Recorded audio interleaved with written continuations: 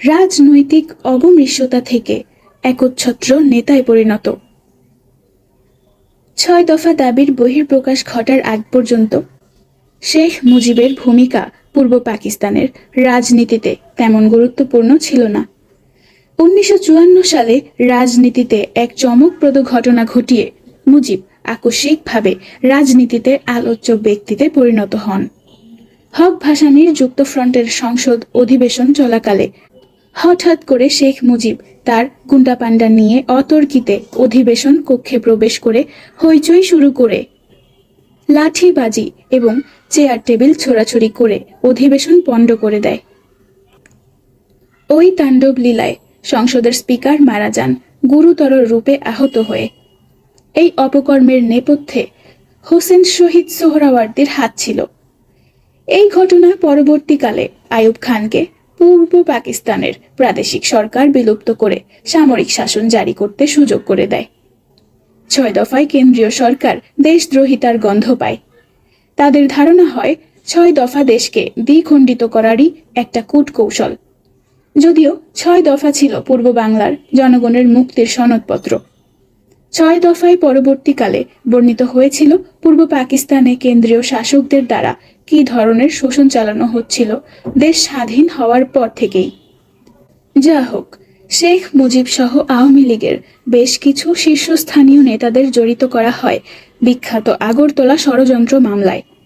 যদিও আগরতলা ষড়যন্ত্র মামলায় শেখ মুজিব কিংবা তার দলীয় নেতারা কেউই জড়িত ছিলেন না। নেতাদের গ্রেফতারের ফলে ৬ দফা আন্দোলনে ভাটা পড়ে। সেই ক্রান্তি লগ্নে আবারও অগ্রণীর ভূমিকায় এগিয়ে আসে জাগ্রত ছাত্র সমাজ। বাংলার সিংহপুরুষ মাওলানা ভাসানীর পৃষ্ঠপোষকতায় তারা গঠন করেছিল ইউনাইটেড অ্যাকশন কমিটি এবং এর নেতৃত্বে ১১ দফার আন্দোলনকে জনপ্রিয় করে তুলে দেশব্যাপী এক দুর্বার গণ আন্দোলনের জোয়ার সৃষ্টি করেছিল। ১১ দফা জনপ্রিয় হয়ে উঠেছিল কারণ এর মূল বিষয় ছিল পূর্ব পাকিস্তানের জন্য স্বাধিকার ও স্বায়ত্ত শাসনের দাবি। সারা পূর্ব পাকিস্তানে ১১ দফাকে কেন্দ্র করে সরকার বিরোধী আন্দোলনের যে গণজোয়ার সৃষ্টি হয়েছিল তার প্রচণ্ডতায় ম্লান হয়ে গিয়েছিল আওয়ামী লীগের ৬ দফা। মাওলানা ভাসানী এই আন্দোলনে নেতৃত্ব দিয়ে আন্দোলনকে গণ অভ্যুত্থানের রূপ দিতে সক্ষম হয়েছিলেন, যার জন্য সামরিক শাসকরা শেখ মুজিব এবং তার দলীয় নেতাদের বিনা শর্তে মুক্তি দিতে বাধ্য হয়। মুক্তি পেয়ে রেসকোর্সে এক বিশাল জনসভায় মুজিব তার ভাষণে বলেছিলেন, জেল থেকে মুক্তি পাবার পর আমি দেখলাম আওয়ামী লীগের ৬ দফা ছাত্রদের ১১ দফায় বিলীন হয়ে গেছে।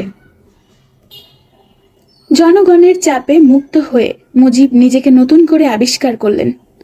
তিনি নিজেকে পেলেন সমগ্র বাংলাদেশি জনগণের একচ্ছত্র নেতা হিসেবে। কিন্তু এমনটি হওয়ার পেছনে তার নিজস্ব কোনো অবদান ছিল না।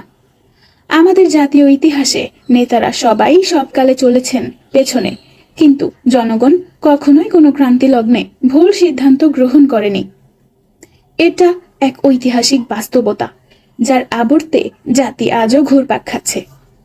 সেই সময় জাতি উন্মুখ হয়ে উঠেছিল স্বাধিকার ও স্বায়ত্ত শাসন পাওয়ার জন্য। তারা হয়ে উঠেছিল অস্থির, ধৈর্যহারা এবং বিস্ফোরণমুখ। কিন্তু তাদের প্রত্যাশাকে বাস্তবায়িত করার মতো আস্থাভাজন কোনো জাতীয় নেতা ছিল না সামনে। বিস্ফোরণমুখ জাতিকে এগিয়ে নেয়ার জন্য নিঃস্বার্থ চরিত্রের পরীক্ষিত একজন বিচক্ষণ নেতার প্রয়োজন হয়ে উঠেছিল বিকল্পহীন। মাওলানা ভাসানী ছিলেন তেমন মাপের একমাত্র নেতা, কিন্তু বয়সের ভারে তিনি তখন অনেকটাই দুর্বল। নেতা হিসেবে তাকে জনগণ অবশ্যই জেনে এসেছে আপোষহীন বৃহত্তর গরিব জনগোষ্ঠীর বন্ধু হিসেবে। তার রাজনৈতিক দূরদর্শিতা ও প্রজ্ঞতারও অভাব ছিল না, কিন্তু তার ছিল না সংগঠন ভিত্তিক শক্তি।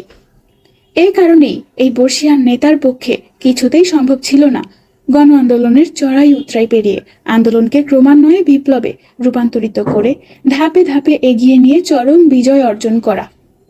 তার পক্ষে শ্রদ্ধার ও জনপ্রিয়তার শীর্ষে অবস্থান করেও এটা কার্যকর করা তখন কিছুতেই সম্ভব ছিল না।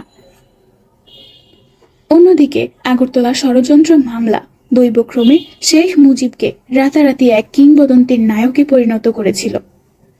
ভাসানীর সক্ষমতার মাওলানা নিজেই সবচেয়ে বেশি বুঝতেন।